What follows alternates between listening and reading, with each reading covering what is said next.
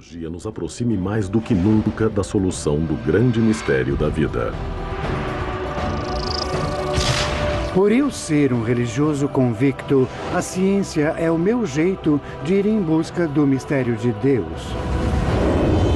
Provando a existência de Deus.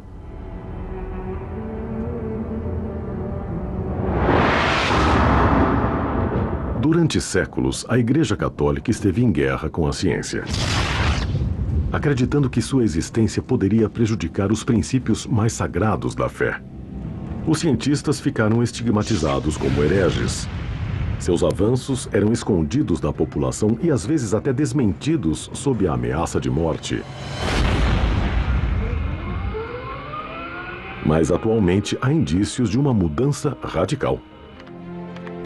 Quando as pessoas ficam sabendo que eu sou um padre e um cientista trabalhando especialmente para o Vaticano, onde há um observatório, a pergunta é sempre: por quê? Por que o Vaticano tem um observatório?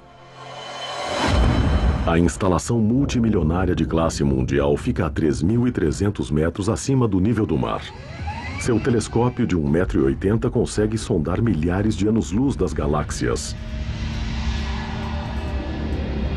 Os cientistas são especializados em astronomia e cosmologia. E o que os torna únicos? Eles também são homens de fé que admitiram a ciência como uma ferramenta em sua busca por Deus. Temos uma metodologia bem rigorosa que nós aprendemos conforme vamos nos formando cientistas. Dada a história instável da Igreja com a ciência, é de se impressionar que haja esse observatório de ponta. Especialmente desde o Iluminismo, existiu uma relação áspera entre ciência e a religião, onde a ciência, eu acho, explicou cada vez mais sobre o mundo. E as pessoas religiosas sentiram-se cada vez mais ameaçadas. O âmago da ameaça, para quem tem fé, é que a ciência diminua tanto a Deus que ele deixe de existir. E isso envolve todo um modo de vida, uma vida inteira de mundo. Durante grande parte do último milênio, desafiar a explicação dos eventos naturais da Bíblia era um perigo. No início de 1600, notáveis astrônomos foram levados a julgamento quando suas descobertas científicas conflitaram com crenças religiosas enraizadas. Uma das ideias científicas mais ameaçadoras foi uma teoria desenvolvida pelos astrônomos Copérnico e Galileu. A Igreja ensinava que a Terra era o centro do sistema solar e que o Sol girava em torno dela. Mas Copérnico e Galileu sugeriram o contrário, que o Sol era o centro do sistema solar. As descobertas de Galileu foram recebidas por alguns da Igreja Católica como um problema. Ela se opunha à Bíblia que menciona. E então o Sol parou. Se na verdade é a Terra que se move e o Sol está parado, segundo a Igreja, isso gera um conflito. Desde a época de Galileu, acho que a Igreja Católica deu uma guinada. Graças a Deus. A admissão da ciência é uma mudança, mas a questão é: por que agora? A presença da Igreja no Observatório do Vaticano quer dizer que a Igreja reconhece o valor da ciência e do conhecimento que adquirimos através dela.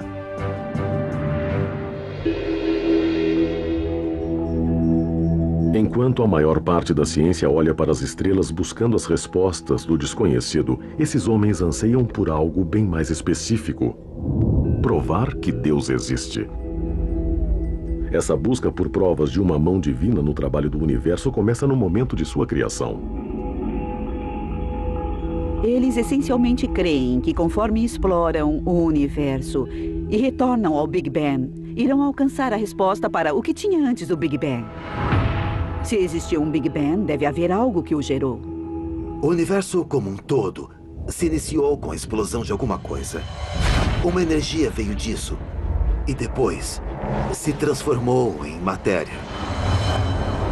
O Vaticano está de acordo com a explicação do consenso científico, que após o Big Bang, a interação de átomos de hidrogênio conduzidos pela gravidade formou estrelas, galáxias e o universo como o conhecemos. Essa é uma série de eventos onde o início é uma sopa de partículas elementares, depois gás e poeira, e aí o gás e a poeira se colidem, gerando estrelas, planetas e então a vida. Nós saímos desse universo como as estrelas, as galáxias, os sapos e tudo mais. Nós saímos desse mundo em evolução. Essa é a melhor explicação científica para a nossa chegada. Será que tudo isso aconteceu por acaso? Ou por necessidade? Enquanto a religião prega a necessidade de Deus na criação de tudo, para a ciência não é assim. Não temos nenhum obstáculo para imaginar o Big Bang como sendo algo que apenas ocorreu. Não existe nenhuma razão na cosmologia para acharmos que houve alguma influência externa na criação do Big Bang. Stephen Hawking costuma dizer que perguntar o que havia antes do Big Bang é como questionar qual é o norte do Polo Norte. É uma questão indefinida. Hawking recentemente provocou controvérsias ao dizer: por haver uma lei como a gravidade, o universo pode e irá criar a si mesmo do nada. Stephen Hawking e outros que propuseram esse início ao universo disseram: não precisamos de Deus. É um absurdo. Este debate marca a linha divisória entre a ciência mais conhecida e a ciência da fé. A Igreja já não renuncia mais às descobertas científicas. Ao invés disso, muitos, como o Padre Coyne, creem em um modelo que integre tanto a ciência como Deus. Isso é conhecido como a teoria do universo bem afinado. Ela sustenta que as condições exatas necessárias à criação da vida são tão precisas que não poderiam ter surgido por acaso. Para esses homens, o modelo de universo bem afinado é um projeto para a criação de tudo. E Deus é o arquiteto. Se cada uma dessas constantes não valesse o que nós medimos, vamos dizer, uma parte em 1 milhão, nós não estaríamos aqui. Essa é a noção de um universo bem afinado. Que as coisas são calibradas. É como um desabrochar. É no ponto. Nem quente e nem frio. E bum, nós temos um universo onde as pessoas são inteligentes e questionam grandes coisas. Você não prova que Deus existe, mas isso sugere muito que há um Criador. Se a teoria do universo bem afinado estiver certa, então Deus criou o universo todo, mas deixou os detalhes para a natureza.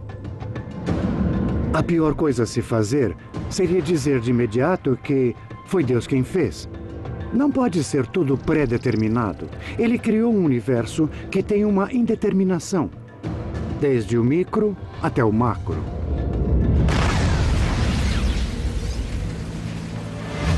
E essa nova filosofia pode fazer com que a Igreja fique mais perto que nunca de uma prova de Deus. O Observatório do Vaticano é somente uma parte dessa mudança, voltada em direção ao aproveitamento de novas tecnologias em uma busca contínua. Mas o espaço não é a única fronteira nessa pesquisa.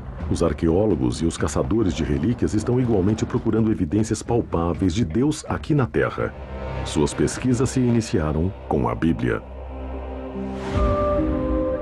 Ela tem estado no centro do conflito entre ciência e a fé desde o início. Alguns estudiosos questionam as origens de muitos livros da Bíblia e os acontecimentos que eles descrevem. Se olharmos a Bíblia como um documento literal, a ciência aponta algumas divergências. Mas os fiéis verdadeiros a veem como a palavra literal de Deus. E agora eles usam a ciência para tentar provar isso. Se a investigação científica provar que alguns dos milagres bíblicos podem ter de fato ocorrido, muitos acreditam que isso também poderá provar a existência de Deus. Etiópia.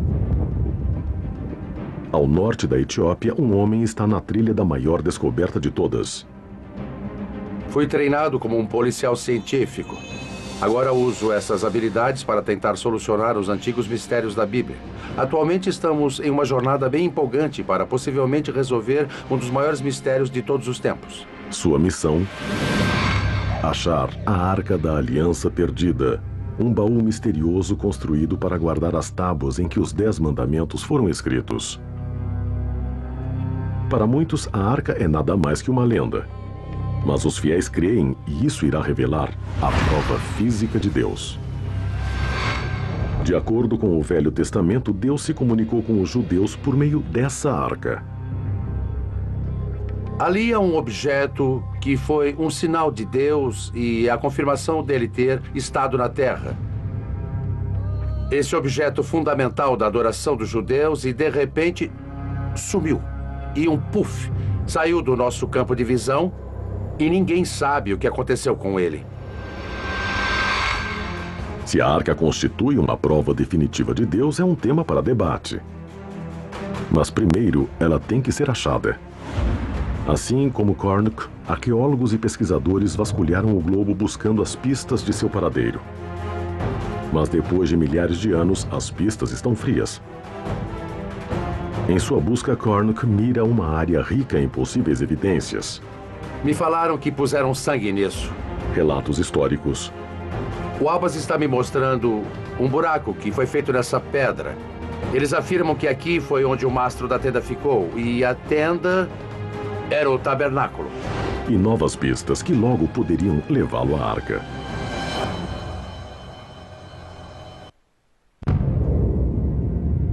Por séculos, o homem olha para o céu, primeiro como um sinal de fé. E depois, pela reflexão científica. Agora, é o encontro dessas duas doutrinas opostas que podem conter a solução do maior mistério da vida, a prova da existência de Deus. Bob Carnock está na linha de frente dessa busca por evidências concretas, na procura pela Arca da Aliança Perdida. Um dos artefatos mais importantes do Velho Testamento, existe a crença de que a arca contém o poder onipotente de Deus. Essa descoberta poderia mudar tanto a ciência quanto a religião. Mas ela está perdida há milhares de anos. Estamos procurando pela Arca da Aliança. Esse objeto fundamental da adoração dos judeus simplesmente saiu do nosso campo de visão. Estava ali por um momento e de repente desapareceu como um passe de mágica. Carnock se concentrou na história da arca à procura de pistas essenciais. As instruções sobre como construir a arca foram dadas a Moisés por Deus como um projeto. Acredita-se que a arca é grande o bastante para conter as tábuas de pedra dos 10 mandamentos. Ela tem 1 metro de comprimento, 75 centímetros de largura e altura. Ela era banhada por dentro e por fora a ouro. Em cima da arca ficavam 2 anjos dourados. Dizem que tanto o poder como a ira de Deus descansam dentro da própria arca. Somente os sacerdotes mais devotos poderiam se aproximar dela. Se você não adorasse corretamente em frente à arca, seria morto. Ela podia destruir cidades, derrubar paredes, secar rios. Em 960 a.C., a arca foi colocada dentro do primeiro templo de Salomão, em Jerusalém. Esse relato no livro dos Reis é a última vez que a arca é mencionada na Bíblia. Ninguém na Bíblia fala, e a arca foi roubada ou ela foi destruída. Ela só deixa de existir. Os estudiosos da Bíblia divergem sobre onde e quando a arca desapareceu. Várias teorias persistem. Para Carnock, a liderança mais forte surgiu de pesquisas iniciadas na década de 80 por Graham Hancock, um correspondente do The Economist. Hancock teorizou que a arca foi tirada do Templo de Salomão durante o reinado de um rei pagão. Essa pessoa é Manassés, um rei mau, maníaco e louco, que colocou ídolos pagãos dentro do templo. Essa profanação do templo teria forçado os sacerdotes devotos que vigiavam a arca a protegê-la por qualquer meio necessário, até mesmo removê-la do seu lugar de descanso sagrado. A arca teria sido transportada por fiéis sacerdotes levitas que sentiam repulsa pela sujeira que estava sendo trazida ao templo. Carnock acredita que o caminho mais provável de fuga de Jerusalém teria sido a oeste, para o Egito, e depois descendo o rio Nilo. Ilha Elefantina. A próxima pista para apoiar sua teoria poderia estar nessas rochas na pequena Ilha Elefantina. Cornuck se baseia na existência de ruínas de um antigo santuário, construído nas exatas especificações as do Templo de Salomão, lar original da Arca. Os moradores acreditam que ele foi construído como um refúgio temporário, mas a Arca não estaria segura lá por muito tempo. Os arqueólogos dizem que houve um grande conflito na Ilha Elefantina. Os historiadores descrevem um tumulto dos vizinhos egípcios que colocou a Arca em perigo. Cornuck acredita que o motivo do ataque pode fornecer uma pista sobre o que aconteceu com a Arca. Diziam que a Arca era tão poderosa que um sacrifício de sangue tinha que ser feito antes de vê-la. Pela lei judaica, isso é proibido em todos os lugares, exceto na presença da Arca. Os judeus teriam sacrificado o carneiro e os egípcios adoravam o carneiro. É um conflito. O templo é destruído. Cornuck especula que no meio da batalha a Arca foi levada às pressas a um local seguro. A questão é, onde?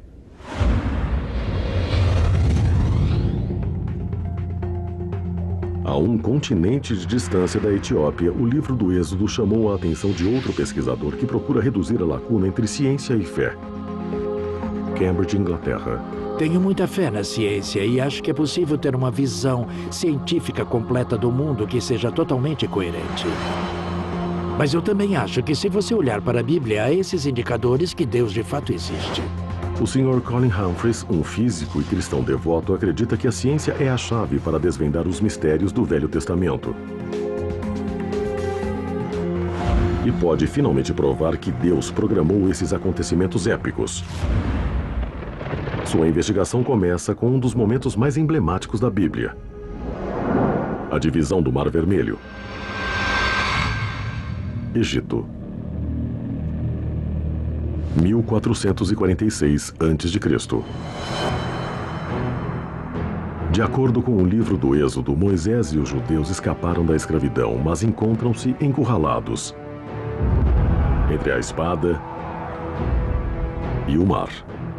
Os judeus estavam de fato presos, eles não tinham saída. E de repente, vem esse vento que sopra o mar para trás a noite toda. E tem uma terra exposta. E os judeus pensam, Deus, que maravilha! E todos cruzam correndo. E claro, o exército do faraó os persegue logo atrás. Mas a água volta e atinge o exército.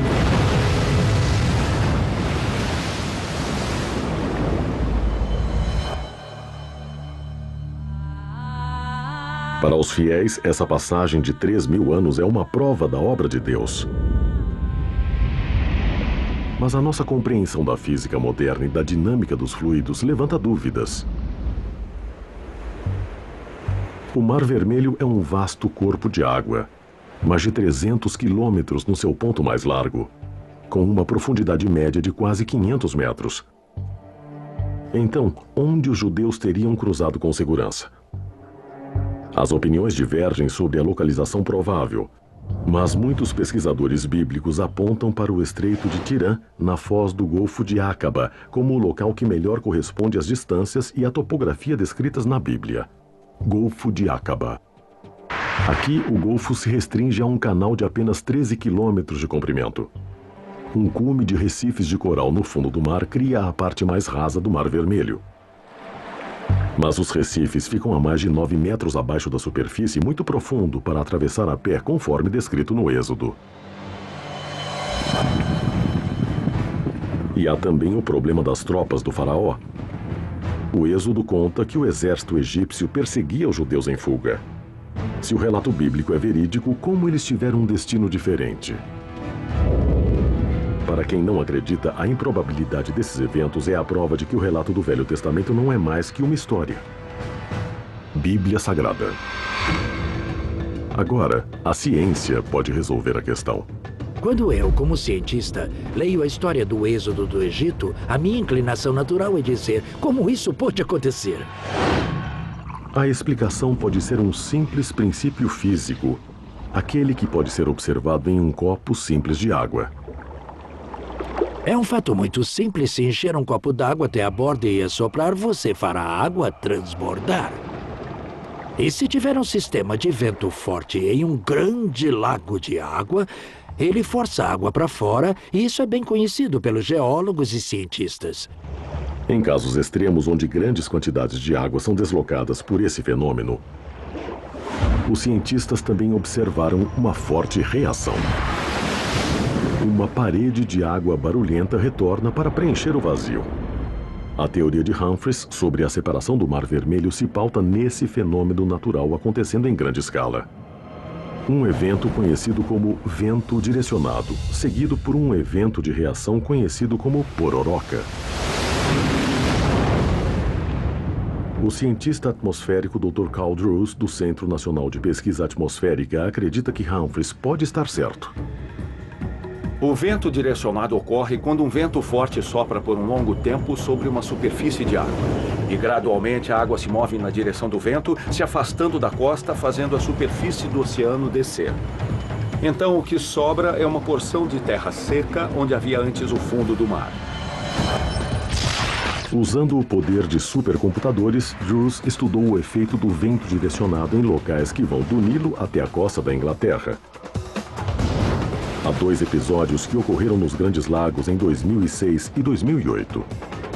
O vento direcionado é observado a cada 5 ou 10 anos no Lago Erie. Há essas fortes rajadas que vêm do oeste e que causam tempestades em Buffalo. Mas do lado de Toledo, que é o lado contra o vento, grandes partes do lago estarão completamente secas e a água desaparece no horizonte. Tem-se observado que a diferença de altura entre uma extremidade do Lago Erie e a outra pode ser até 5 metros. Absolutamente incrível. Espera-se que a água do Lago Erie fosse nivelada. Com vento forte soprando por muitas horas, a diferença é de 5 metros. Mas seria necessária uma tempestade de extrema força para partir o Mar Vermelho, até mesmo nas partes mais rasas de 9 metros do Estreito de Tirã.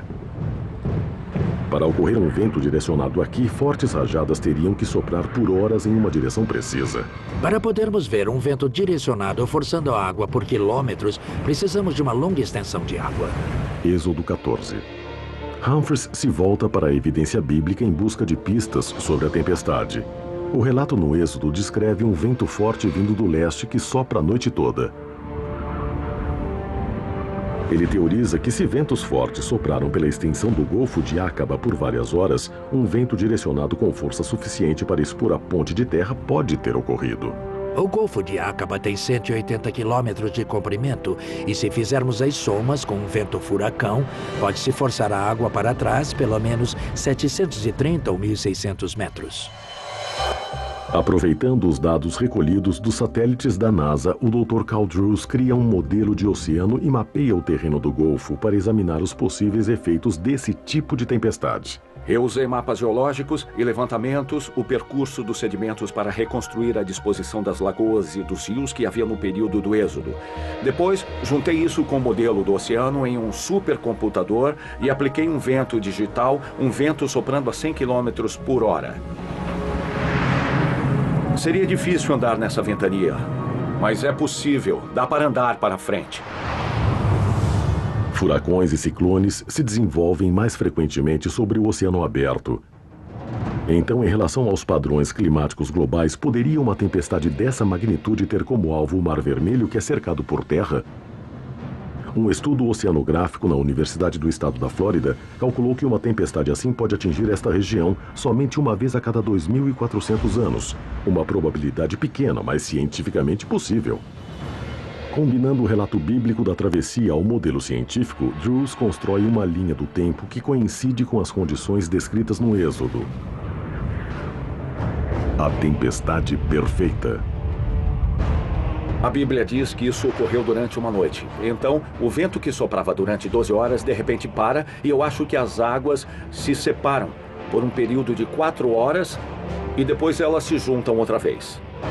Mas mesmo com essas 4 horas para cruzar a ponte de terra exposta, teria sido impossível que 2 milhões de judeus atravessassem o Mar Vermelho e fugissem. A evidência científica desmente o relato bíblico? Seria muita gente para passar por um pequeno espaço em apenas 4 horas. Esse número é incrivelmente grande. Muita gente acha que a história do Êxodo é inventada. Humphreys atribui essa discrepância a uma tradução problemática do Êxodo. No hebraico antigo, a mesma palavra pode ter diferentes significados. E a palavra que foi usada para milhares no livro do Êxodo é uma palavra hebraica chamada Aleph, mas que também pode significar um grupo ou uma tropa. Sabemos da literatura egípcia que a tropa de um exército egípcio tinha somente 10 homens. Então, se levarmos em conta essa tradução e fizermos as contas, acabamos não tendo 650 mil homens com mais de 20 anos, e sim cerca de 5 mil homens com mais de 20 anos. Adicionando as mulheres e crianças, isso dá 20 mil pessoas, bem mais administrável. Se esse novo cálculo de Humphreys for exato, ele reforça o argumento de que o milagre do Mar Vermelho realmente ocorreu. Humphreys calcula que uma multidão desse porte conseguiria atravessar um leito de mar de 13 quilômetros em 4 horas. Então, assim, tudo se encaixa. E a matemática, que é complicada, de repente fica simples e tudo combina tão bem que só pode ser a solução correta. É um tipo de descoberta de arrepiar. Um modelo de computador avançado também pode validar uma peça final do milagre do Mar Vermelho. Ao estreitar o tempo de travessia a um intervalo de 4 horas, a ciência pode ter resolvido como os judeus conseguiram escapar. E também como possivelmente os egípcios encontraram seu destino. Em um dos maiores massacres descritos na Bíblia.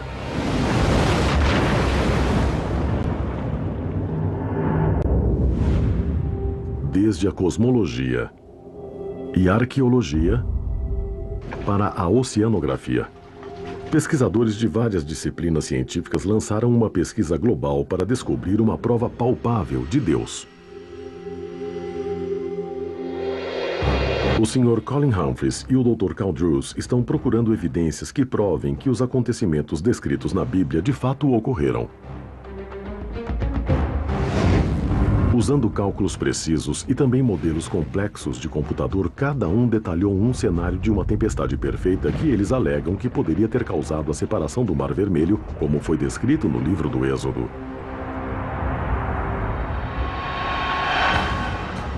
Segundo sua teoria, um fenômeno conhecido como vento direcionado causou ventos de força e duração raras que separaram as águas tempo suficiente para que os judeus cruzassem seu caminho para a liberdade através de uma porção de terra exposta.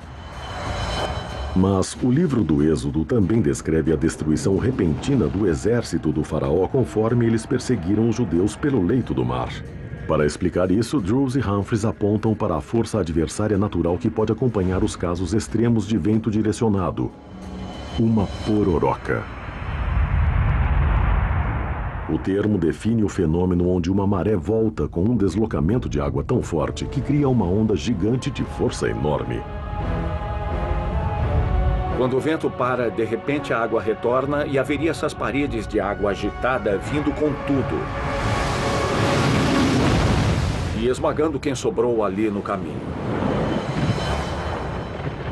Os cálculos de Drews revelam que um vento direcionado poderoso o bastante para dividir o Mar Vermelho teria desencadeado uma pororoca de enorme magnitude. Quando li essa história pela primeira vez, eu pensei, bom, se a água voltou, por que apenas não fugiram? Mas o que a matemática mostra é que, se você tem uma água que foi forçada para trás pelo vento direcionado e o vento de repente para, essa água volta em forma de pororoca. Ela não volta gradualmente, ela volta de repente mesmo. E é isso que fala o livro do Êxodo. Moisés estendeu a mão dele sobre a água e o vento parou de soprar. Se foi invocada pelas mãos de Moisés ou se foi uma reação natural do vento direcionado, uma pororoca com essa força teria destruído o exército do faraó em um instante. De repente, eles ouvem um barulho distante e olham e alguma coisa parecida com uma montanha de água caindo sobre eles pelos dois lados e pela parte de trás. Aquilo varreu aquelas pessoas para o mar. E é precisamente o que diz o livro do Êxodo, então até os detalhes no Êxodo se encaixam com o que sabemos pela ciência moderna. Essas pororocas são raras, e um modelo matemático preciso para prever esse fenômeno tem frustrado os cientistas há séculos. Até agora. A matemática é bastante complicada, é chamada de equação diferencial de segunda ordem. Há 300 anos não era possível fazê-las, há 200 anos também não. As pessoas não tinham nenhuma explicação, mas agora podemos dizer que se encaixa com a ciência moderna e que combina com o mecanismo natural. Somente com o advento dos supercomputadores, as previsões de fluidos dinâmicos desta complexidade foram possíveis. A tecnologia está abrindo uma nova fronteira na busca de Deus. Mas enquanto esses fenômenos naturais oferecem uma explicação científica para os acontecimentos descritos em Êxodo, somente isso não prova Deus. Pode ser que Moisés tivesse muita sorte. Pode ser que ele soubesse prever o tempo muito bem. Então você diz, por que chamamos isso de milagre? Foi por causa da precisão. Eles teriam sido destruídos. É um evento muito improvável de acontecer justo na noite que você precisa dele. Se Moisés tem essa sorte, todos devíamos apostar nele. Então foi essa precisão que mostrou a mão de Deus no evento. Tanto Drews como Humphreys concordam que a evidência de Deus não está nos eventos naturais em si, mas sim na sua milagrosa precisão. Em última análise, está além dos poderes da ciência explicar como uma tempestade que ocorre uma vez na vida foi acontecer na hora e no lugar exato para resgatar os judeus. Eu acho que a ciência responde os comos, como isso aconteceu. E a religião responde os porquês. Algumas pessoas pensam que se for possível explicar um milagre, pode-se explicar tudo. Eu não acredito nisso. Nós devemos esperar que Deus opere no universo dentro das regras que Ele mesmo construiu. Então, para mim, isso não substitui a fé. Na verdade, é um salmo que diz que quando Deus abriu o Mar Vermelho, Ele não deixou suas pecadas na água. Então, obviamente, Deus não era visível. Enquanto seu trabalho tem estreitado a lacuna entre a ciência e o sagrado, estes cientistas admitem que, por enquanto, a fé é necessária para preencher as últimas lacunas. Os cientistas devem ser humildes e perceber quando sua ciência não alcança o sobrenatural. Nós só estudamos o natural. Então eu estudo o movimento do vento e da água. De acordo com a Bíblia, Deus enviou o vento na hora certa e mandou Moisés estar lá.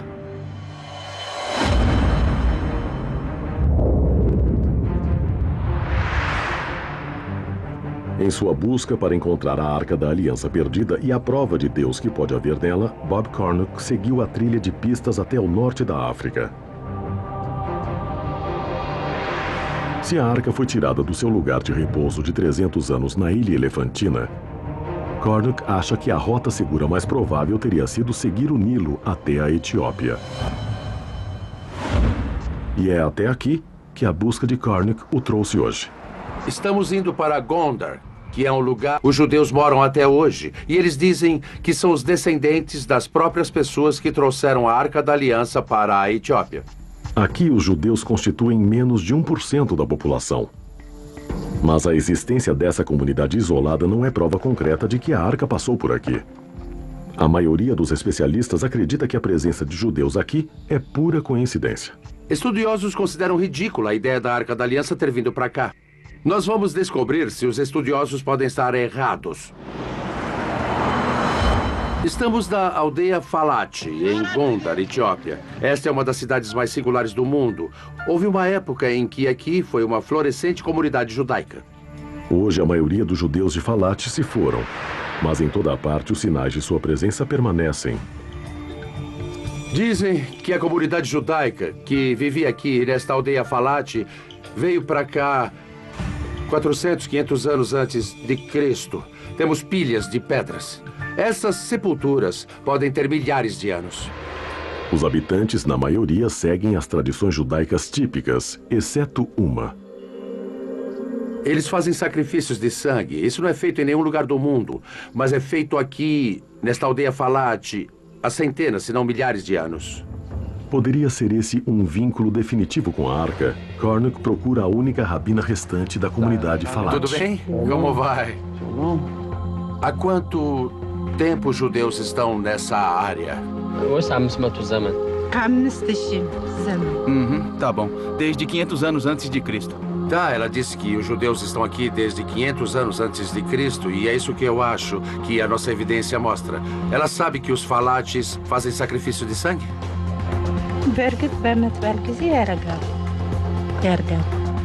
Eles faziam sacrifício de sangue, enquanto havia judeus etíopes aqui. Os rituais de sangue apontam para a arca, mas histórias não provam nada e Karnak sabe disso.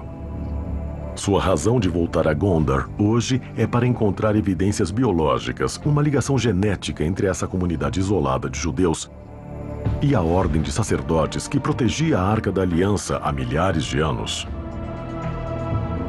Será que ela nos permite fazer o teste nela, dentro da boca? Eu estou muito feliz por você testar o meu DNA. Karnak está compilando um banco de dados de DNA dos judeus locais. Será uma busca em tempo intensivo que ainda tem que produzir resultados, mas a descoberta de uma única ligação genética aos levitas antigos poderia ser uma bomba. Se pudermos mostrar uma marca de DNA que os conecte a esse evento antigo, vai ser demais, fundamental para a teoria de que a arca veio para a Etiópia. A triagem genética moderna pode ser uma ferramenta essencial em determinar uma ligação com a arca. Mas a meio mundo de distância, outra equipe de pesquisadores pode ter tropeçado em uma ligação ainda mais direta a Deus, escondida em nosso DNA. A prova científica de Deus.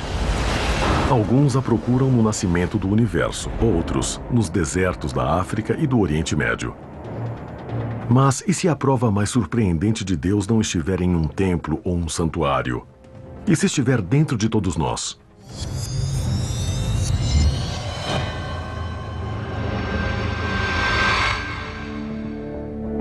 Uma pesquisa genética recente provocou um debate explosivo. Por explorar se podemos estar programados a acreditar em Deus.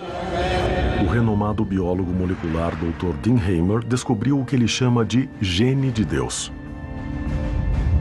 A prova de que a crença em Deus, ou talvez até o próprio Deus, está codificado em nosso DNA. Os cientistas tentam desmentir Deus há muito tempo. Não deu certo, e não há sinal de que vá funcionar no futuro. Há algo no fundo do nosso cérebro, na maneira como a espiritualidade toca nossa consciência. E isso, portanto, serviu de razão para a pergunta: existe alguma base genética para essa característica? O Dr. Hamer se deparou com o tópico por acidente. Eu estava estudando o papel dos genes em outros traços de personalidade na orientação sexual, os quais são conhecidos por terem um componente biológico. Aconteceu de eu estar usando um questionário de personalidade que incluía um item chamado autotranscendência. O Dr. Hamer define o termo autotranscendência como a inclinação de ver um mundo maior e mais amplo do que o visível. Um mundo de espiritualidade além do reino físico do dia a dia. Pode ser mostrado numericamente que a religião de uma pessoa, digamos católica ou protestante, depende totalmente do ambiente em que vive. Mas a espiritualidade tem muito menos a ver com o ambiente e muito mais com a genética. É provável que as pessoas orem com mais frequência do que façam sexo, por exemplo. Hamer cruzou os dados do DNA de 2.000 pessoas de todas as religiões, assim como os ateus. Selecionamos um grupo de genes procurando por qualquer coisa que se relacionasse de forma consistente com um nível de autotranscendência. Após várias rodadas de testes, a equipe de Hamer identificou um tipo determinado de gene, aparentemente ligado a fortes sentimentos de espiritualidade.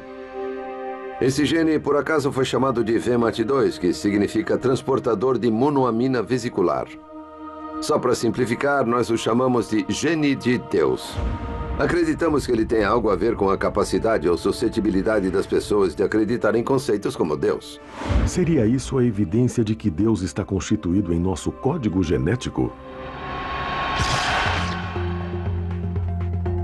Uma coisa interessante sobre a espiritualidade é que ela é, de fato, um traço de personalidade independente. É diferente da ansiedade ou de qualquer outra coisa que medimos. E ela possui um componente emocional muito forte que faz com que as pessoas acreditem nas coisas mais loucas ou nas mais importantes, dependendo do seu ponto de vista. Essa é a razão das cruzadas. Essa é a razão de todas as grandes ações da igreja e de todas as coisas terríveis também. Hamer diz que o gene de Deus age como uma droga que banha o cérebro humano com neurotransmissores chamados monoaminas, que regulam o humor e a percepção. O gene de Deus equilibra essas monoaminas enquanto elas são transportadas de célula a célula e afeta as respostas emocionais do indivíduo. O gene VMAT2 existe em todas as pessoas. Assim como todos nós temos genes da cor do cabelo e dependendo de exatamente quais alelos do gene você tem e quais as combinações de genes, isso irá determinar se seu cabelo é loiro ou preto, ou se você é maior ou menor no nível de autotranscendência. Quanto mais forte for o alelo ou a versão do gene que a pessoa tiver, mais provável será que ela sinta a presença de Deus. Durante sua pesquisa, a equipe de Hamer detectou outro fenômeno. Os efeitos de uma poderosa forma do gene de Deus às vezes podem ser reforçados ou copiados por drogas alucinógenas. Se olharmos para algumas drogas psicodélicas como psilocibina, por exemplo, ou LSD, elas são equivalentes à serotonina. Elas se parecem com serotonina, mas enganam o cérebro. E achamos que esse tipo de alteração de consciência que ocorre com uma droga como a psilocibina ou LSD são um pouco parecidas com o que acontece com as pessoas durante as experiências intensamente religiosas, fortemente espirituais. Seja Jesus atravessando o deserto ou o Buda sentado sob sua árvore. De repente, tudo parece meio diferente. De acordo com as descobertas de Hamer, as reações químicas reguladas pelo gene de Deus poderiam ter sido responsáveis por alguns dos milagres descritos na Bíblia, como Moisés e a sarça ardente. Moisés estava viajando, basicamente. Agora, pode ser que ele estivesse em uma viagem porque Deus estava falando com ele na sarça ardente, ou pode ser que ele estivesse em uma viagem porque misturou um cogumelo ruim na sopa naquele dia. Não tenho como saber ou prever isso, mas o que sei é que as suas experiências implicaram em mudanças no nível dessas monoaminas em seu cérebro. Isso não quer dizer que as experiências religiosas são como drogas, só quer dizer que ambas funcionam nos mesmos caminhos do cérebro. Possuir o gene de Deus que o torna mais espiritual é como ter um pouquinho mais de psilocibina em toda a sua vida. E isso só faz o cérebro ser um pouco mais suscetível a esses tipos de ideias. Se você tem fé, pode dizer, olha, isso prova que Deus nos fez para que possamos compreendê-lo. E isso comprova a existência de Deus. Se for um ateu, pode falar, olha, isso prova que o cérebro simplesmente inventa Deus de qualquer maneira. É um monte de química. Deus não existe.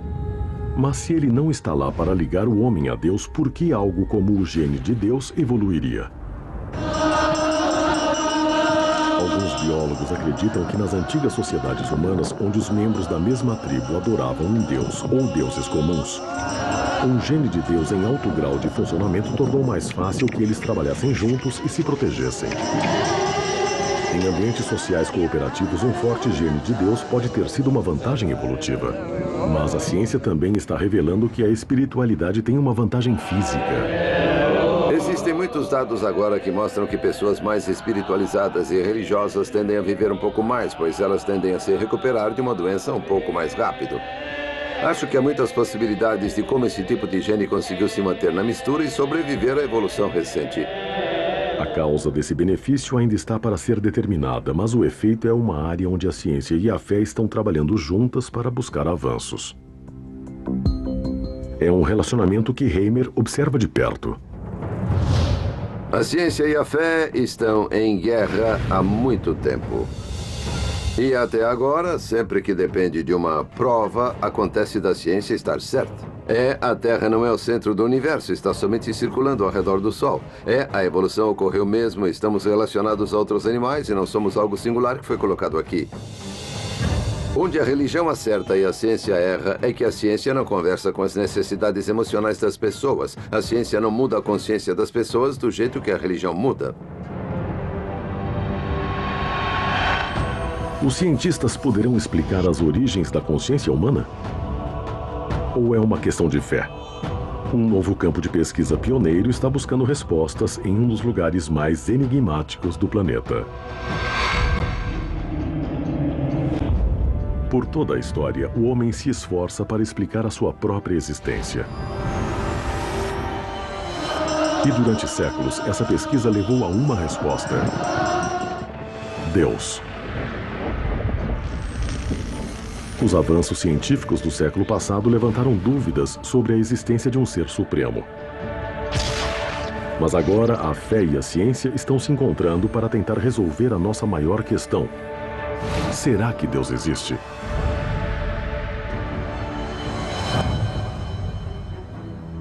Enquanto os caçadores de relíquias e os fiéis procuram encontrar a prova na Bíblia, esse pesquisador acredita que o caminho para Deus pode estar muito mais perto do que pensamos. Sua busca por respostas o levou a investigar os funcionamentos mais internos da mente humana. O Dr. Andrew Newberg, diretor de pesquisa de medicina integrada da Universidade Thomas Jefferson, estuda o que acontece com o cérebro humano quando ele contempla Deus e o mundo espiritual.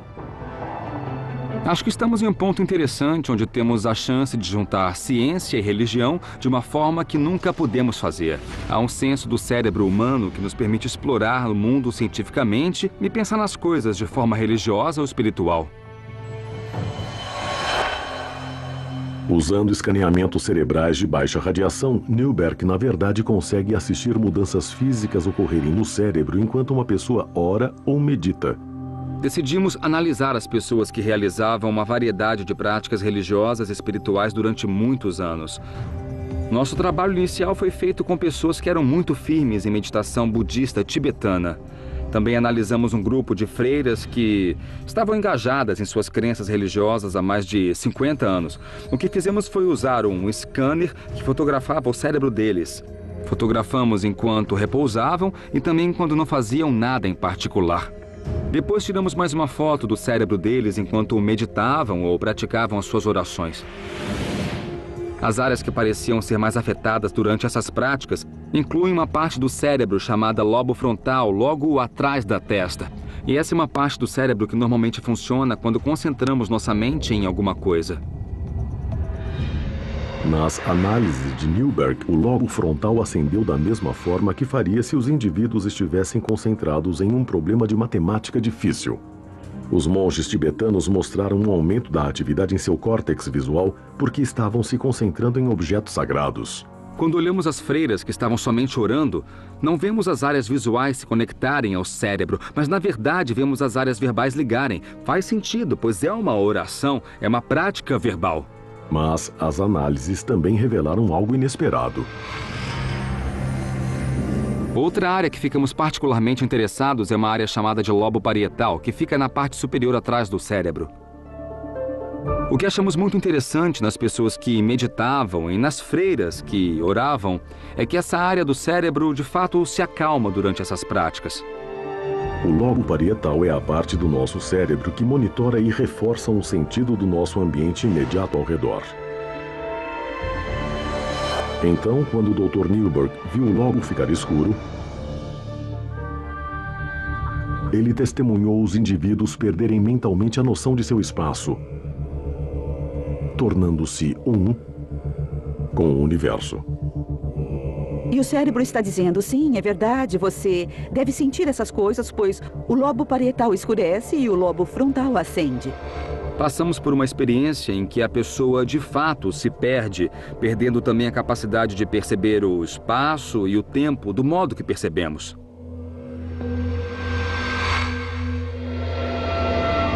As análises do Dr. Newberg seriam a prova de Deus? Analisei uma freira que sentiu que estava na presença de Deus. Eu posso lhe dizer como o cérebro dela fica quando ela acredita que está junto dele. A análise não diz se Deus está na sala com ela ou não. E o que é importante no contexto dessa pesquisa é que é nessas experiências que as pessoas dizem, encontrei Deus. Ou descobriram alguma coisa que liga totalmente o nosso universo, uma conexão global que, quando olhamos nossa realidade material, não conseguimos enxergar.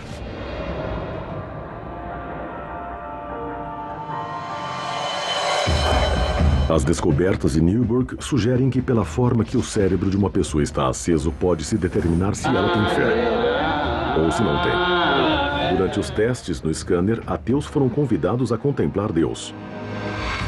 Então, ao vermos o cérebro de um ateu contemplando Deus, o que percebemos é que nos lobos frontais não há de fato um grande aumento da atividade como há quando vemos as freiras que estão meditando e se concentrando em Deus. O que concluímos em termos de como interpretamos essa descoberta é que um ateu, de fato, não entende a coisa. Indivíduos não religiosos com experiência em meditação foram convidados a colocarem-se em uma espécie de estado de transe. Os resultados revelaram que sua atividade cerebral era bem diferente das freiras ou monges em um estado transcendente similar, mas religioso. Eles realmente não querem pensar em Deus ou têm problemas para pensar nele. E pode ser que os lobos frontais não acenam porque, na verdade, eles não entendem, não conseguem guardar aquilo na mente, não podem se concentrar nisso tão profundamente como alguém que é religioso ou espiritual, porque no que diz respeito àquilo, o religioso entende melhor. Entender seria o resultado da fé ou a causa? Há algo programado no cérebro dos que creem? Existe um Deus? Não existe um Deus? Qual é a natureza da realidade? Quando estamos em um sonho, agimos como se aquilo fosse realidade, e quando estamos em nossa realidade, podemos dizer, bom, isso não era real, isso foi só um sonho. Quando as pessoas têm experiências espirituais ou místicas profundas, elas sentem a mesma coisa. Elas sentem que aquela realidade representa uma realidade mais fundamental que a do dia a dia. Será que isso significa que Deus é uma invenção de nossa mente? Ou será que o lobo frontal seria um canal com um poder supremo? Será que existe algo além do nosso cérebro que não captamos nos exames, mas ainda assim encontramos de algum jeito uma prova? Na verdade, para mim, fazer perguntas é bem importante. E eu acredito que questionar seja sempre o correto. Enquanto a busca por evidências do Todo-Poderoso no cérebro humano continua, outros estão procurando a prova física da presença de Deus na Terra. Na Etiópia, Bob Carnock está caçando um dos artefatos mais sagrados mencionados na Bíblia: a Arca da Aliança Perdida. A Arca Dourada que dizem conter os 10 mandamentos e que desapareceu há milhares de anos. A sua recuperação e autentificação poderia validar vastas partes do Velho Testamento e poderia até ser um canal direto com Deus. Carnock seguiu um rastro de pistas pelo Nilo até a sua origem, o Lago Tana. Estamos cruzando o lago e temos uma viagem de barco de umas 3 horas. Tempestades frequentes e águas infestadas de crocodilos fazem dessa uma travessia traiçoeira. Se a arca foi trazida aqui pelos seus protetores, as defesas naturais do Lago Tana podem ter afastado os possíveis inimigos. A remota localização teria sido um esconderijo ideal para o artefato sagrado. Esse lago é muito grande e possui algumas ilhas interessantes. Podem ser as peças de um quebra-cabeça que resolveriam o mistério do local onde a Arca da Aliança está e para onde ela foi. A mais de 50 quilômetros da costa fica uma ilha proibida. Um penhasco com mais de 13 metros de altura delineia o perímetro. Um obstáculo assustador que poderia ter salvado a arca de caçadores e ladrões. Aqui é a ilha Tanakirkos e dá para ver que parece uma fortaleza. Como alguém pode escalar essa parede e ao mesmo tempo trazer a arca junto? Tanakirkos é habitada por monges que tomam muito cuidado com estranhos. Eles guardam uma série de artefatos raros que poderiam comprovar que a arca ficou escondida na ilha por 800 anos. Alguns desses tesouros nunca foram vistos por estranhos. Determinado a ter acesso aos artefatos, Carnock visitou a ilha antes, trabalhando para ganhar a confiança dos monges. Olá. Oi. Esse é Abba Gabriel. Ele é um grande amigo meu. É considerado um homem santo e reverenciado por milhares de pessoas. Vamos ver a aldeia dele e ver também os artefatos que podem estar ligados de um jeito bem singular à verdadeira Arca da Aliança. As relíquias ficam protegidas em um bunker trancado. Estamos aqui na frente de uma porta que guarda tesouros, coroas de reis, instrumentos que eles dizem que conseguiram trazer para cá de Jerusalém com a Arca da Aliança. A presença de Deus está literalmente nesses objetos. Esses frágeis instrumentos seriam artefatos do ritual de sangue realizado na presença da arca, como uma oferenda a Deus. Carnock tem permissão de examinar uma relíquia crucial: o Gomer, uma antiga bacia que dizem que era usada para colocar o sangue do animal sacrificado. Me disseram que colocavam o sangue aqui, eles mexiam para que não coagulasse, polvilhavam sobre o povo para dar-lhes o perdão. Eles respingavam isso sobre a Arca da Aliança.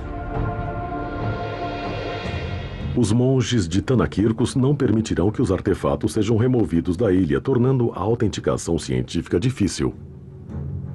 Mas Karnak acredita que os objetos correspondam à descrição da Bíblia sobre as ferramentas usadas no ritual do sacrifício.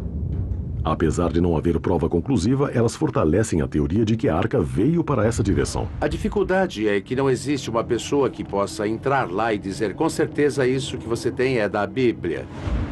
Essas coisas combinam muito bem com o relato bíblico. Dá para tirar as palavras da Bíblia e literalmente colocá-las sobre esses objetos, que se encaixam perfeitamente. A história toda se junta aqui e tudo nessa ilha vem a calhar. Tanakirkos revela mais pistas. Estamos aqui neste penhasco. É bastante cortado dos nossos dois lados e acaba na água. E o Abbas está me mostrando um buraco que foi cavado na pedra. Eles afirmam que esse é o lugar onde a vara da tenda ficava. Havia 4 deles que sustentavam uma tenda. E essa tenda era o tabernáculo da Arca da Aliança no deserto. Essas pedras aqui são os outros 2 furos do encaixe. Eles, na verdade, os pegaram, os tiraram do bloco de granito de lá e trouxeram-nos aqui como lembranças de quando a Arca da Aliança ficava no tabernáculo. Essas descobertas sustentam a teoria de que a arca estava aqui na ilha de Tanakirkos. Mas enquanto Karnak procura pela prova de Deus, muitos dos fiéis recorrem a um poder superior, procurando ajuda em um objetivo mais urgente: a cura do câncer. Onde a medicina falhou, esse curandeiro do Texas pode trazer a salvação. Esses resultados impressionantes evidenciam o poder da oração ou o placebo. Na busca mundial pela prova da existência de Deus, os neurocientistas estão explorando a complexa relação entre a espiritualidade e o cérebro humano. Usando tomografias, o neurocientista Dr. Andrew Newberg observou mudanças químicas no cérebro quando uma pessoa ora ou medita. Através de uma série de estudos, ele identificou o lobo frontal do cérebro como o epicentro da experiência religiosa e espiritual. O cérebro tem o poder de curar?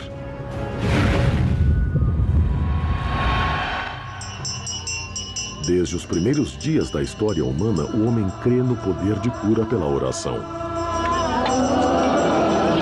Por séculos, existem curandeiros ganhando dinheiro com esse fenômeno. Enquanto muitos permanecem céticos em relação à prática, os resultados obtidos por alguns curandeiros levantam a questão se há algo milagroso acontecendo mesmo. As multidões que clamam para serem vistas pelo Dr. Aysan Naimi acreditam que estão testemunhando Deus trabalhando pelas mãos de um homem. Esse é de verdade! Só mais um dos milagres de Deus! O Dr. Naimi é um ex-anestesista que virou curandeiro. Se eu chamar isso de curandeirismo, significa que sou eu quem cura. Mas, na realidade, a cura não vem de mim. Naimi afirma que ele é um condutor através do qual a cura passa. O que estou fazendo é provar que Deus existe. Naimi diz que as milhares de curas que ele ajudou ao longo dos anos são a prova de que a ciência e a fé trabalham em uníssono. Eu não posso separar Deus da própria ciência. Quando vamos tratar as pessoas, elas não têm que saber que eu estou orando. Muitos que procuram o Dr. Naimi tentaram todas as opções que a medicina tradicional pode oferecer. Eu tenho câncer de ovário e procuro por um milagre. Estou no final da linha quanto aos medicamentos, fiz 3 cirurgias. Então, eu espero por um milagre. Estou rezando para que aconteça. Embora o prognóstico pareça sombrio, as histórias de alguns dos ex-pacientes do Dr. Naimi parecem dar esperança. Veja Kathy Kerouac, diagnóstico câncer de pulmão. Eu nunca nunca vou esquecer o momento em que o Dr. Name estava orando no meu ombro e depois no meu externo, na região do peito. E, de repente, meus pulmões se abriram pela primeira vez na minha vida e dei a maior puxada de ar fresco que já senti entrar em meus pulmões. E eu não parava de dar essas respiradas longas. Ele apenas se abriu e eu não pude acreditar. Ela veio com o estado de espírito certo. É por isso que sentiu a cura bem rápido. Uma semana após a visita ao Dr. Name, os exames revelaram um resultado impressionante. O tumor desapareceu. O oncologista de Cat não podia dar nenhuma explicação médica. Ele disse, eu nunca diria isso aos meus pacientes. Ele falou, foi embora. Sumiu totalmente. Ele disse, Cat, você foi abençoada com um milagre. Não deixe ninguém fazê-la pensar diferente. Kwok tinha aparentemente vivenciado um milagre. Mas esse fenômeno que poupou uma vida foi um exemplo da misericórdia de Deus? Ou foi o efeito placebo ligando o cérebro para curar o corpo por conta própria? Quando as pessoas se envolvem em estados e rituais de profunda espiritualidade, o seu corpo e o seu cérebro mudam. E isso muda talvez a forma que o seu sistema imunológico funciona. Muda o modo como o cérebro e o corpo reagem a diferentes coisas. Muitos cientistas tratam o efeito placebo como algo falso. Mas, de fato, é uma forma de agir muito poderosa do cérebro e pode mudar a maneira como o nosso corpo funciona. Ainda está além do poder da ciência determinar se a cura de Cat foi um resultado da graça de Deus ou da graça do seu gene de Deus. Mas quer sejam os resultados comoventes da cura pela fé a prova de Deus ou somente a prova do poder do placebo, a busca por evidências científicas de um poder superior continua. Durante séculos, especialistas de todo o mundo têm caçado artefatos religiosos perdidos, procurando evidências que pudessem provar passagens da Bíblia e, finalmente, Deus. Na trilha da Arca da Aliança Perdida, Bob Cornuck veio até o norte da Etiópia para examinar uma importante peça de evidência que liga a arca até a ilha de Tanakirkos. Essa é a primeira vez que deixaram Cornuck ver o documento. É um texto antigo, aos pedaços. Esse livro aqui tem 1.700 anos, dá para ver a pátina nele, é de pele de animal. O livro apresenta uma imagem surpreendente que poderia confirmar a teoria de Cornuck de que a Arca da Aliança foi trazida para cá. Conforme eu estava examinando o livro, achei esse desenho muito original. Vemos Maria e Jesus vindo para a ilha de Tanakirkos. Por que Jesus veio a essa ilha? Os estudiosos vão ter que se virar para descobrir. Mas pense nisso. Quando ele tinha 12 anos, voltou a Jerusalém após um exílio no Egito. O primeiro lugar que ele visitou foi o templo. Ele disse aos seus pais onde esperavam que eu estivesse. Aqui o vemos vindo a essa ilha. Aqui é onde o templo portátil ficaria, o tabernáculo que guardava a Arca da Aliança. E temos o registro escrito de 1.700 anos. Transmitida por gerações, a história verbal de Tanakirkos coincide com o relato no Antigo Texto. Jesus Cristo estava aqui, você acredita? Sim, 3 meses e 10 dias. 3 meses e 10 dias. Isso. E esses livros falam sobre isso? Sim, eles falam de Santa Maria e sobre Antes Jesus. De Santa Maria, Jesus. Da imagem. Da imagem. E da história. Da história. É isso. Essa imagem antiga pode ser uma descoberta épica. Se Jesus viajou para essa ilha remota, isso pode ser um sinal de que algo de vital e importante. Enquanto Cornuck fica um passo mais perto da arca, outros pesquisadores continuam buscando a prova de Deus dentro do cérebro humano. Nos últimos 50 anos, os cientistas se juntaram em uma das maiores questões da humanidade, a busca por provas da existência de Deus. Os cosmologistas estão procurando pistas nas origens do universo e no Big Bang. Usando os avanços recentes da tecnologia, os neurocientistas estão procurando dentro do cérebro humano. Eles estão começando a explorar como nosso relacionamento com Deus pode ser determinado por nossa química cerebral. Em 1962, um estudante de Harvard tentou uma ousada experiência para estudar se as substâncias introduzidas no cérebro alteram a nossa percepção de Deus. Ficou conhecido como o experimento da Capela Marsh.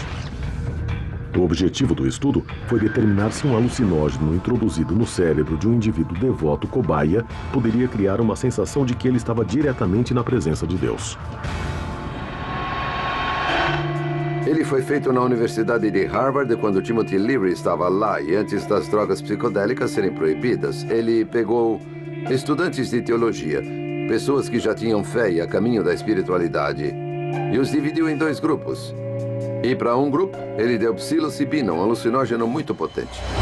A psilocibina desencadeia alucinações, alterando a quantidade de serotonina liberada no lobo frontal, o centro de controle emocional do cérebro. Ele também é ativado durante a meditação e a oração. Para outro grupo, ele deu uma droga mais controlada, que ia fazê-los sentirem-se aéreos, mas não alucinados. E aí todos foram para uma missa de Sexta-feira Santa na capela e ouviram um sermão de um ministro bem conhecido da capela de Harvard. Os indivíduos do estudo que tomaram a falsa droga relataram que a missa parecia como qualquer outra. Mas muitos dos que tinham tomado o alucinógeno descreveram uma experiência de autotranscendência durante o sermão. Uma sensação de que estavam se ligando diretamente com Deus. Passadas semanas dessa experiência, ele perguntou do que se lembravam, o que vivenciaram. E descobriu-se que as pessoas que tomaram alucinógeno se lembravam daquilo como um tipo de experiência muito importante, uma experiência de transformar a vida. Enquanto que os que tomaram as drogas controladas só viram que foi mais um sermão. Para aqueles que tomaram psilocibina, o impacto do experimento foi de longa duração. Em uma pesquisa de acompanhamento 20 anos mais tarde, muitos dos indivíduos ainda viam o estudo como uma experiência profunda de mudar a vida. Alguns relataram que se sentiram ligados diretamente com Deus.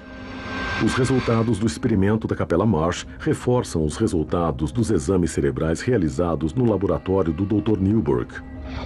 Os 2 estudos ligam o lobo frontal à nossa percepção de Deus e indicam que a nossa experiência espiritual pode ser intensificada pela oração fervorosa, meditação e até mesmo por drogas psicoativas. Será que essas experiências intensas induzem a uma ilusão de que estamos ligados a um poder superior? Ou será que desencadeiam uma parte do cérebro projetada para ser um canal entre o homem e Deus? Um estudo mais profundo do lobo frontal pode ser a chave para provar a existência de Deus. Do outro lado do mundo, Bob Cornuck procura pela prova definitiva de Deus na Terra. A Arca da Aliança Perdida criou um rastro de evidências que segue Nilo abaixo. Pelos assentamentos judaicos perto de Gondar, até o Lago Tana. E agora, seguindo pistas encontradas em Tanakirkos e na antiga lenda etíope, Cornuck chega a uma pequena cidade no norte da Etiópia.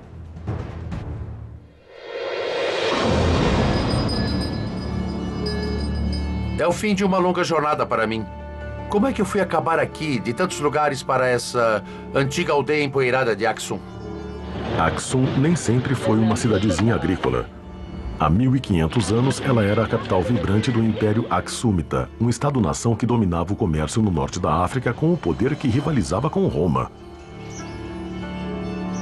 Os reis de Aksum apreciavam demonstrações luxuosas de sua riqueza e colecionavam tesouros do mundo antigo ao redor. No século IV d.C., o governante de Aksum, em teoria, capturou o maior troféu do mundo cristão. Ezana foi para a ilha de Tanakirkos, pegou a arca e a trouxe aqui. Ele a trouxe para esse local. Em frente às ruínas de uma igreja grandiosa construída por Ezana, Cornuck vê que a prova está bem debaixo de seus pés. Pedras com o dialeto etíope do século IV chamado Ge'ez detalham o roubo da arca e sua chegada triunfante aqui. Nós estamos andando nas pedras da fundação da mais antiga igreja da África subsaariana. E foi para cá que o rei Ezana, no século IV, trouxe a Arca da Aliança. Os monges me disseram que esse é o piso original. Um pequeno pedaço dele permanece e é onde esteve o Sagrado Senhor. Aqui é onde a Arca da Aliança ficou por várias centenas de anos. Evidências arqueológicas revelam que aqui já foi uma grande igreja, estilo basílica, uma estrutura à altura para guardar o artefato sagrado. Dá para ver que essa igreja tinha uma bela decoração pelas esculturas daqui. Não eram somente blocos de pedra, não foi uma simples igreja. Isso é o que chamam de piscina batismal. Deve ser isso ou pode ser um local de banho onde os sacerdotes se lavavam antes de irem para ver a Arca da Aliança. A igreja foi saqueada pelos invasores muçulmanos no século XVI. A história local afirma que a arca foi resgatada por seus protetores fiéis que a esconderam até que pudesse ser colocada na igreja de Nossa Senhora Maria de Sião. Quando a igreja foi reconstruída em 1965, tornou-se uma catedral fortificada. Um bunker fortificado construído para proteger algo de grande valor. Bem ali é onde os etíopes dizem, e eu pessoalmente acredito, que a Arca da Aliança repousa hoje.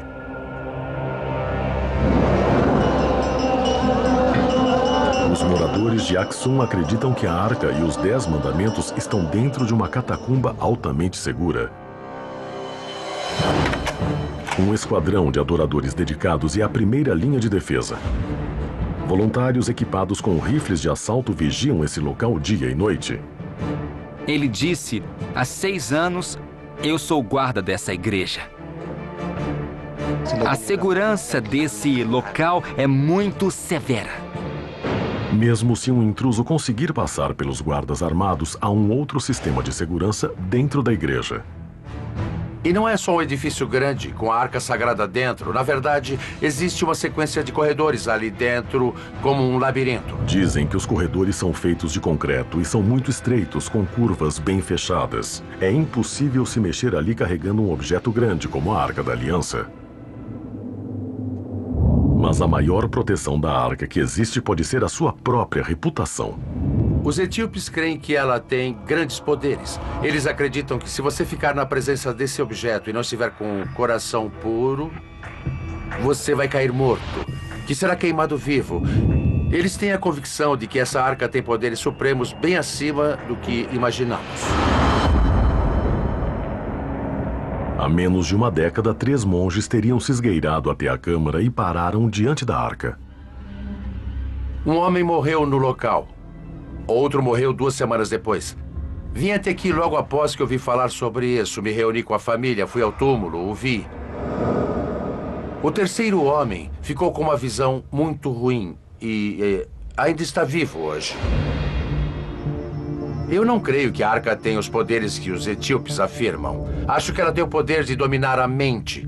Essas pessoas foram doutrinadas desde que nasceram. Elas não se lembram de uma época em que não foram informadas sobre a arca e os seus incríveis poderes. Somente um ser humano na Terra tem regularmente permissão para ficar na presença da arca. Esse homem seria a chave para revelar o poder de Deus na Terra? Desde a química do cérebro humano até a exploração de sistemas estelares distantes, a ciência está descobrindo novas evidências na busca mundial pela prova da existência de Deus.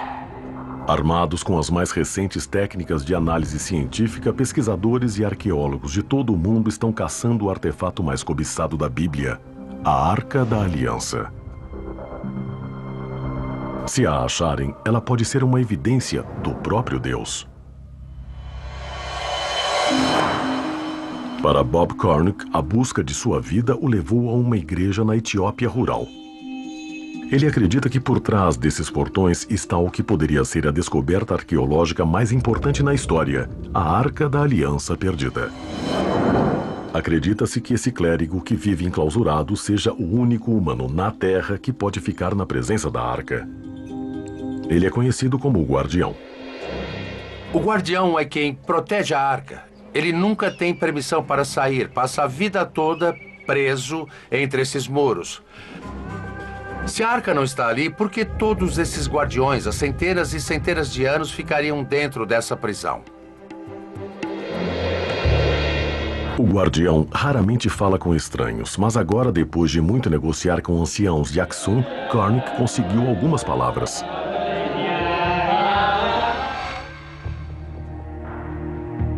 Aqui, em imagens raras, o guardião fala com Cornuk através de um pequeno portão na parte de trás da instalação.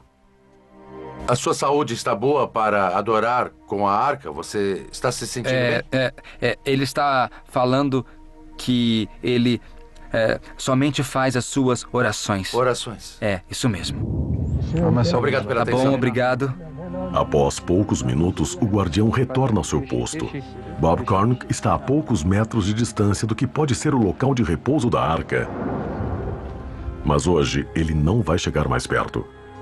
Eu me encontrei com o guardião, segurei sua mão e olhei em seus olhos, os mesmos olhos que possivelmente contemplam a Arca da Aliança. Cornuk espera que o seu novo acesso ao guardião e seu relacionamento contínuo com os anciãos de Axum um dia traga a recompensa máxima, a oportunidade de ver a arca. A Arca da Aliança é a preciosidade, é a menina dos olhos de toda a arqueologia. Se alguém chegasse em mim agora e dissesse, Bob, você passará por aquela porta e verá a Arca da Aliança, se eu faria isso, eu agarraria essa chance. Esse é o maior achado arqueológico da história.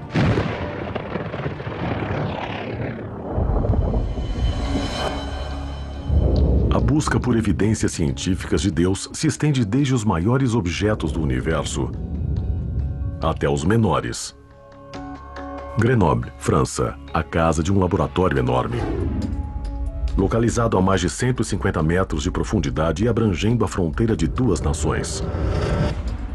Essa é a linha de frente em busca de algo que poderia rivalizar com a importância da Arca da Aliança na corrida para achar as provas da existência de Deus. Uma micropartícula subatômica chamada partícula de Deus. Mais conhecida pelos físicos como o bóson de Higgs, a teórica partícula de Deus pode ser um elo perdido. Se for detectada, poderá mudar todo o nosso entendimento do universo. E pode alterar para sempre o debate sobre a existência de Deus. As partículas são de dois tipos. Há basicamente as partículas de matéria e as partículas de força. As partículas de força podem se empilhar uma sobre a outra, e isso é o que chamamos de bósons. Muitos físicos de partículas acreditam que o bóson de Higgs seja a partícula desconhecida que dá massa a toda a matéria no universo. O bóson de Higgs é muito diferente de todas as outras partículas que conhecemos. A coisa que faz o bóson de Higgs especial é que mesmo no espaço vazio, ele está lá. Ele fornece um meio através do qual as outras partículas se movem. E é por isso que, em última análise, as partículas como os elétrons ou quarks adquirem massa. A melhor analogia seria imaginar um meio como a água, o melaço ou o ar. Conforme você se move através deles, eles resistem um pouco. Então é possível imaginar que se corrermos pelo ar, conseguiremos ir muito rápido. Se tentarmos correr pela água ou por um melaço, vamos ficar mais lentos. Então, a grosso modo, é isso que o bóson de Higgs faz com todas as partículas da natureza. Se eles puderem localizar essa partícula de força, pode ser um passo importante para desvendar os mistérios do Big Bang e da origem do universo. Para estudar as partículas subatômicas, os físicos usam aceleradores de partículas. Para procurar a partícula de Deus, os pesquisadores construíram o maior do mundo. Uma pista oval de 27 quilômetros, conhecida como o Grande Colisor de Hadrons, ou Large Hadrons Collider. Os instrumentos que temos no Grande Colisor são essencialmente as máquinas mais complicadas e mais precisas já construídas pelos seres humanos.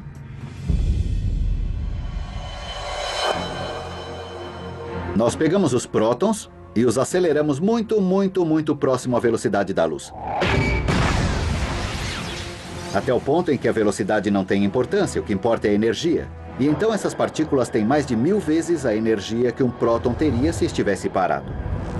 Aumentando a energia conforme eles aceleram em direções opostas, dois feixes de prótons são colocados em rota de colisão. Quando eles sofrem a colisão, o impacto resultante explode cada um numa cascata de partículas ainda menores, incluindo diferentes tipos de bósons.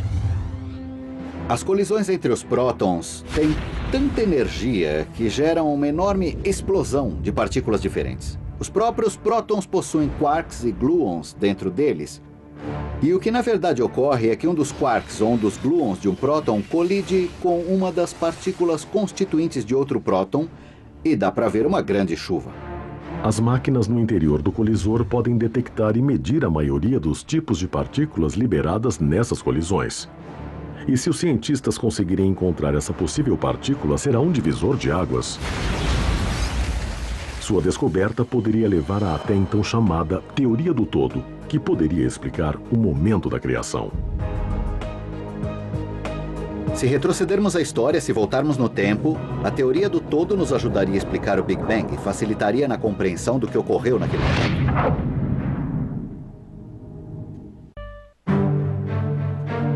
Pesquisadores ao redor do mundo estão ampliando os limites de nosso conhecimento científico, abrindo uma nova fronteira na busca épica da humanidade para achar as provas da existência de Deus. Essa busca levou os físicos a construírem o maior maquinário científico na história da humanidade, o Grande Colisor de Hadrons. O acelerador faz colidir em feixes de partículas subatômicas com energias que se aproximam daquelas encontradas momentos após o Big Bang. Essas colisões permitem aos cientistas sondar os menores blocos constituintes da matéria e energia. Como Einstein diz que E é igual a mc ao quadrado, a energia é proporcional à massa. Se quiser fazer partículas mais pesadas, vai precisar de mais energia, o que significa que é necessário construir máquinas cada vez maiores. O objetivo: encontrar o bóson de Higgs, mais conhecido como a partícula de Deus. Sua descoberta poderá revelar o modelo padrão, uma teoria que resume o nosso conhecimento de mecânica quântica, eletromagnetismo e física de partículas. Encontrar o bóson de Higgs seria realmente um triunfo da imaginação humana. É o último ingrediente da física de partículas do modelo padrão, a última peça do quebra-cabeça. Mas o modelo padrão sozinho não pode nos dar uma compreensão completa da natureza. O modelo padrão não leva em conta a gravidade que todos nós sabemos que existe. Então não estamos procurando somente o bóson de Higgs no colisor. Estamos procurando por todo tipo de coisas. Algo que os físicos gostariam de encontrar seria uma espécie de teoria do todo.